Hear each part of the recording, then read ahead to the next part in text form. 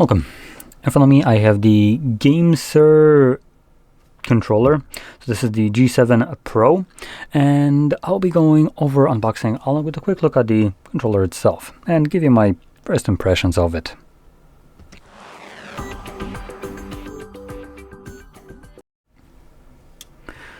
Okay, so this is designed primarily for Xbox usage, as you can clearly see, but it's not limited to it. Quickly get into it. There we go.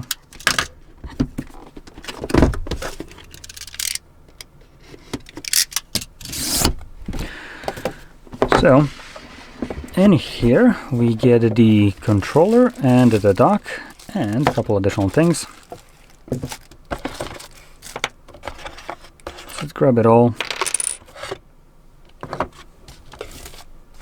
And there we go. That's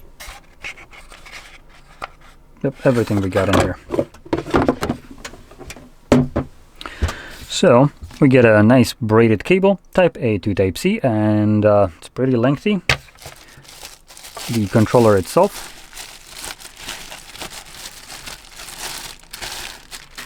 Ooh, that has a nice vibe to it. Typically I'm not a fan of like red colors, but you know what, this one looks kind of dope. And I have a bunch of buttons right here. We have a little cable holder, basically, instructions, let's be honest, no one cares about that, and a dock for it.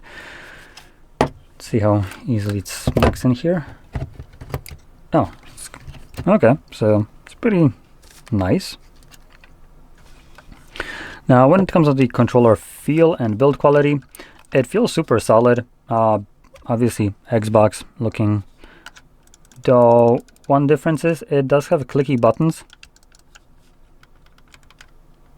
So the D-pad, along with X, Y, A, and B, are clicky. The shoulder buttons, I think they're not clicky like mouse clicky like these ones are, but they do still have a little bit more click, I think, than the normal shoulder buttons on a typical Xbox. The D-pad is probably like one of the loudest ones, the most kind of mouse-like feeling. Other than that, we have our joysticks right here, and these are TMR. Now, they're basically saying that they're drift-proof. Nothing is proof. So keep in mind, if the spring rod basically gets damaged or anything like that and it just starts leaning, I would consider that to be drift, right? It's at that point, it's not really in a typical sense like you have stick drift where the sensors are kind of screwy and they just don't work correctly. But like I said, if the stick itself is leaning, it's gonna obviously be moving, so that's equivalently the same thing. Now we also have some additional buttons. So apart from our triggers and the buttons, shoulder buttons right here, we also have the R and L5 buttons right here, and we do also have these programmable ones. And neat thing is, some people find this annoying. You can basically lock them. So when you flip the switch right here, this no longer is even clickable. So now it's clickable, and now it's not. It's just completely locked. It doesn't move at all. So if you like your controller to be stiff, don't have anything clickable under your fingers, it's kind of nice that you can just straight up lock them. Additionally, you can also lock your triggers so they become clicky as well for this, rapid kind of actuations.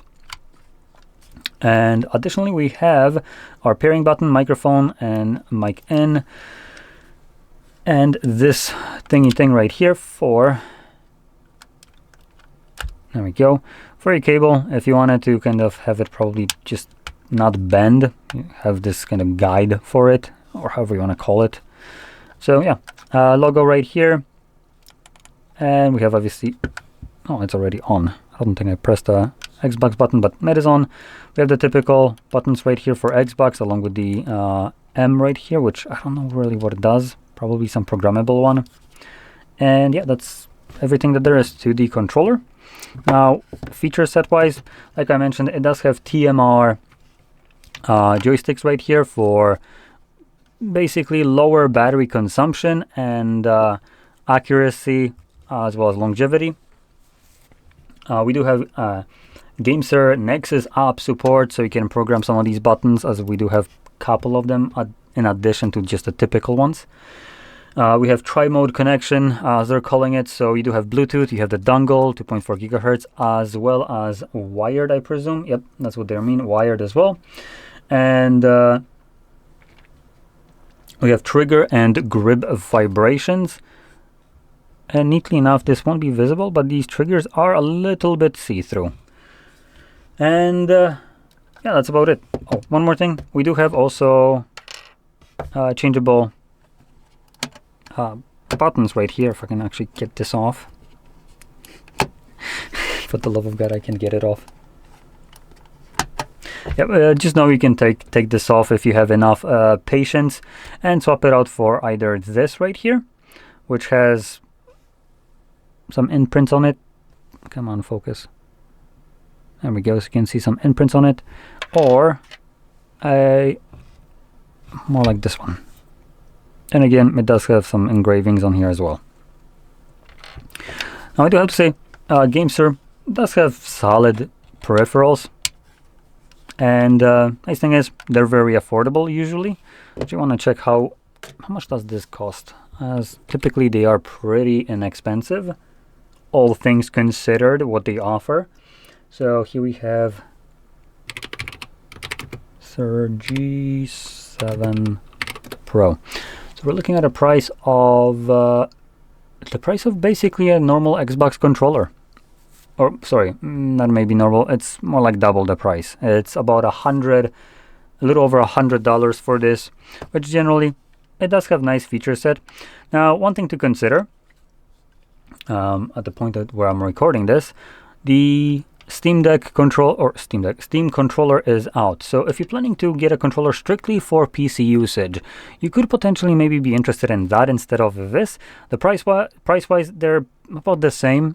The difference is Steam does have the trackpad, so it allows you to use it as a mouse and keyboard input, as well as normal controller with additional programmable buttons. But for people that don't know, if you're planning to use it strictly for PC usage, at least on Windows, I myself have encountered a couple different problems with it, where for my usage, I wanted to substitute it for mouse and keyboard and just have a single controller, as I am couch gaming more like, if anything. So I don't really want to have on my coffee table mouse and keyboard, so I got the Steam controller. But one of the problems that I encountered is when you're using the trackpads to navigate, when you launch something like an EA game and it opens up the login window page for EA bullshit, right? For some reason, the controller ceased to work as long as that page is open. And I have no idea why, but it's there. It works kind of weirdly. So assuming this is just a bug and it gets fixed, then at that point it's a great controller. But if you want to do something like I am, it becomes annoying. Now, if you want to use that controller with Xbox, no, that's not going to be possible. It's only for PC usage as long as you're using Steam. And also becomes a little bit more annoying if you want to play games from the C. If those games, for instance, use some other launcher than the official game launcher that has been cracked, as an example, that becomes very annoying. For instance, Stellar Blade has their hyper something executable. You execute that launches the SB exe, and therefore the Steam controller no longer works correctly. It just always works in game like a mouse and keyboard input. So something to consider. It's a great controller for about the same price, but it does have some wonkiness, while this one will not have these problems because it only acts like a controller straight out of the box, and it also doesn't require Steam, which is nice. And you can, in addition, add the GameSir Nexus app and then program the buttons, something that you can also do with Steam controller, but it is built into Steam. Without it, you can't really do anything.